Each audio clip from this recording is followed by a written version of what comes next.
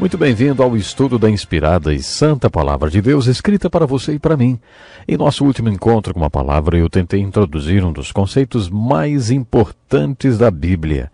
Se você estiver decidido a levar a sério o estudo do Velho e do Novo Testamento, uma coisa que você tem que fazer é entender o conceito do reino de Deus. Acho que Deus considera esse assunto bem importante, porque só no Velho Testamento há 6 livros que abordam somente esse tema, o reino de Deus. Os estudiosos se referem aos 2 livros de Samuel, aos 2 de Reis e aos 2 de Crônicas como a literatura do reino do Velho Testamento. Durante a leitura dos livros históricos do reino, observe a ênfase dada a este conceito importante do reino de Deus. Para que você entenda melhor esse conceito do Novo Testamento, você precisa compreender qual a sua importância no Velho Testamento. No Velho Testamento, o reino de Deus significa simplesmente que Deus é o rei e que ele tem um reino. Um reino é um território sobre o qual o rei é soberano e reina. Esse território constitui-se seu reino. Quando dizemos o reino de Deus, queremos dizer que Deus é um rei e que tem um território sobre o qual ele reina. No Velho Testamento, a vontade de Deus é ser o rei sobre os filhos de Israel. Portanto, literalmente, Deus quer um reino. Deus quer que o seu reino esteja situado em termos históricos e geográficos. Deus quer que o seu reino seja um determinado povo que viva num espaço geográfico específico sobre a terra, num período histórico também específico. Deus quer ser o seu rei e quer que esse povo seja seu reino bem aqui na terra. Esse foi o plano de Deus. Mas os filhos de Israel tinham uma mensagem para Deus por meio de Samuel. Nós não queremos mais esse tipo de governo. Queremos um rei como os outros povos têm. E Deus respondeu: muito bem, Samuel vai ler para vocês seus direitos e vai dizer como serão as coisas quando vocês tiverem esses seus reis. Se é isso que vocês querem, então é isso que vocês terão. Lembra do livre-arbítrio de Deus? Então eles passaram a ter reis. Qual foi o resultado disso? Você vai precisar ter um estômago forte para ler a literatura do reino, os livros históricos. Estou me lembrando de uma senhora muito culta e sofisticada que nunca tinha lido a Bíblia antes. Ela falou: nunca li nada tão horrível em toda a minha vida. Se não fosse pelo Espírito Santo, eu não teria chegado até o fim. É horrível, disse ela. Pois é, fazer o quê, né? Quando você lê a literatura do reino, vê que o terrível é que Deus nunca quis que eles tivessem reis. Deus não foi responsável por tudo que você leu ali, ou por tudo que você lê ali. Os reis é que foram os responsáveis porque a maioria deles era corrompida. O povo também era responsável porque foram eles que quiseram aqueles reis. Nunca se esqueça disso quando estiver lendo a literatura do reino. Por que é tão importante ler os livros histórico-literários do reino? Ora, porque eles nos ajudam a entender o conceito do reino de Deus quando lemos o Novo Testamento. Depois que aqueles reis trouxeram a divisão do reino e os cativeiros, temos o que é chamado de os 400 anos de silêncio. Não aconteceu nada nesse período. Deus não falou nada desde o fim da história dos hebreus no final do livro de Neemias até o período do Novo Testamento. 400 anos de completo silêncio. Quando Deus quebra esse silêncio de 400 anos, os filhos de Israel estavam dominados novamente, dessa vez pelos romanos. Estavam sob um domínio terrível. O silêncio foi quebrado quando João Batista e Jesus Cristo Messias começaram a pregar. O que eles pregavam? Eles pregavam as boas novas do reino de Deus. O que eles pregavam? Era somente as boas novas do reino de Deus. O que isso significa? Se você atentar à pregação deles, verá que eles pregavam o tempo todo sobre o reino de Deus. No capítulo 17 do livro de Lucas, Jesus afirma: quando eu anuncio as boas novas do reino de Deus, não quero sugerir que Deus queira instaurar um reino em termos históricos e geográficos. Vocês já rejeitaram isso 400 anos atrás. Dessa vez, o reino de Deus acontece individualmente. Ele está dentro de vocês. A aplicação do que Jesus disse é que qualquer homem, mulher, menino, menina, que permita que Deus levante a bandeira branca de rendição no seu coração e que declare: eu quero que o Senhor seja o meu rei, eu quero estar debaixo do seu governo, essa pessoa, sim, faz parte do reino de Deus. Ela viu o reino de Deus e já faz parte dele. Quando Jesus disse a Nicodemos que o novo nascimento era um meio e não um fim, e que esse fim era o reino de Deus, ele disse: Nicodemos, para que as pessoas vejam o reino que se constitui, as boas novas, elas têm que ter uma experiência, elas têm que nascer de novo. Somente quando elas nascem de novo é que podem ver que Deus quer ser o seu rei. Somente depois de terem visto o reino de Deus é que elas entrarão nele. Paulo disse a mesma coisa na primeira carta aos Coríntios, capítulo 12, verso 3. Ninguém pode dizer Jesus é Senhor, senão pelo Espírito Santo. O que Paulo quis dizer com isso? Há alguns anos fui preletor num retiro com um grupo de homens da terceira idade. Dei a eles a seguinte tarefa. Pedi que lessem a segunda metade do capítulo 6 de Mateus e estudassem o sistema de valores de Jesus. Pedi que respondessem a duas perguntas. A primeira era: de acordo com as Escrituras em Mateus capítulo 6, versos 19 ao 34, quais deveriam ser minhas prioridades? E, em ordem de prioridade, quais as coisas mais importantes na minha vida? Pedi que eles escrevessem a resposta para mim. Depois fiz outra pergunta.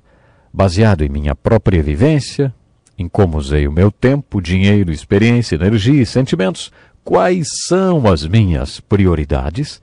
Baseado em como conduzo minha vida hoje, quais são as coisas mais importantes na minha vida em ordem de prioridade? E eu disse: seja honesto. Se depois você quiser compartilhar sua resposta, poderá fazê-lo. Se não quiser, não precisará fazê-lo. Faça esse exercício como uma autorreflexão. Depois de 4 horas trabalhando nesse tema, reunimos-nos novamente, então perguntei: alguém gostaria de compartilhar suas respostas? Depois de um longo silêncio, um homem disse: eu gostaria. Pela primeira vez na minha vida, eu percebi que Jesus Cristo e Deus têm que ser a prioridade número 1 da minha vida. E eu perguntei: você nunca tinha percebido isso antes? Ele respondeu: na realidade, não. Eu estava pastoreando aquela igreja havia 10 anos e não conseguia entender como aquele homem não tinha visto isso antes. Quando ele finalmente percebeu por si mesmo, aprendeu a importante lição. Então eu disse: e a segunda pergunta? Baseado em como você usa o seu tempo, dinheiro e energia, quais são as suas prioridades? Jesus disse que se quisermos saber onde está o nosso coração, devemos nos perguntar onde estão nossos tesouros. O que quer dizer? Analise seus balanços financeiros dos 2 últimos anos, pegue as suas antigas agendas e veja como você usou seu tempo nos 2 últimos anos. É assim que descobrirá onde está o seu coração. Eu tinha enfatizado isso na minha pregação. Aquele mesmo homem respondeu: as coisas mais importantes na minha vida são minha esposa, meu filho e a estabilidade financeira. Ele listou mais 6 outras coisas e depois disse: eu gostaria de saber onde Jesus se encaixa em tudo isso. Depois que vários deles compartilharam coisas semelhantes, eu disse: quero compartilhar uma coisa com vocês. Jesus disse que se você nasceu de novo, você pode ver algo importante. Você pode ver algo e entrar em um lugar. Ele disse que se você nascer de novo, verá o reino de Deus e que Deus quer ser o seu rei. Quando você nascer de novo, terá uma relação na qual Deus é o seu rei. Muitos de vocês disseram que nunca tinham percebido e agora admitem que nunca tiveram esse tipo de relação. Eu pergunto: vocês já nasceram de novo? Se Jesus disse essa verdade sobre esse tipo de relacionamento, será que você pode dizer que nasceu de novo? Em outras palavras, o propósito do novo nascimento é que você veja e entre no reino de Deus. Se você disser que não vê e que ainda não entrou no reino de Deus, você está dizendo que ainda não nasceu de novo. Paulo diz que não podemos dizer Jesus é Senhor senão pelo Espírito Santo. O que ele quis dizer?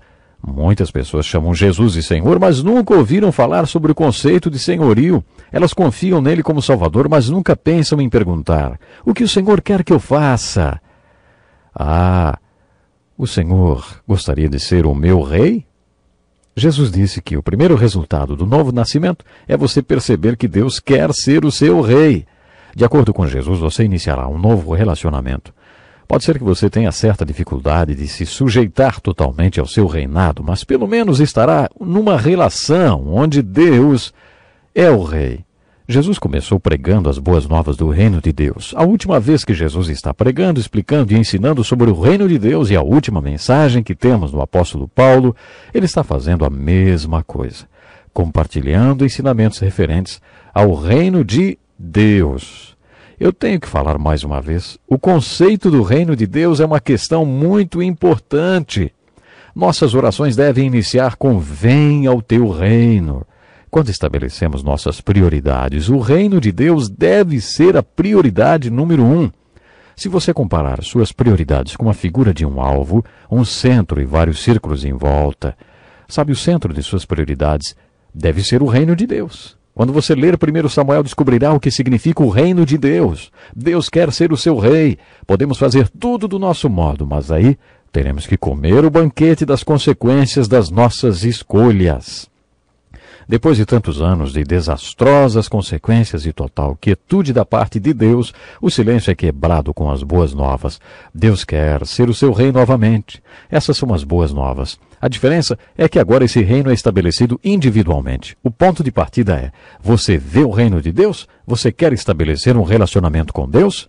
Quando você chegar nesse ponto da história dos Hebreus, essa é a questão mais importante que você deve observar. O conceito do reino de Deus. Se você entender esse conceito aqui nos livros do Velho Testamento, chamados de livros históricos do reino, então você pode ir sim para o Novo Testamento. E quando ouvir essa frase, já terá a revelação do que ela realmente significa. O propósito do novo nascimento é o primeiro resultado dele, sem dúvida. Reino de Deus. Quando você nasce de novo, você entra no reino de Deus. Você já viu o reino de Deus? Você já entrou no reino de Deus? Ei, você, meu ouvinte, você já nasceu de novo? Nosso tempo acabou. Mas, querido ouvinte, se você é como muitos que conheço, que está na igreja, mas nunca nasceu de novo, nunca entrou no reino de Deus, escreva para nós. Nós queremos que você possa realmente experimentar o que é fazer parte do reino de Deus. Muito obrigado por ter nos acompanhado. Até o nosso próximo programa. Este é um estudo escrito pelo Dr. Dick Woodward, na voz do pastor Edson Bruno.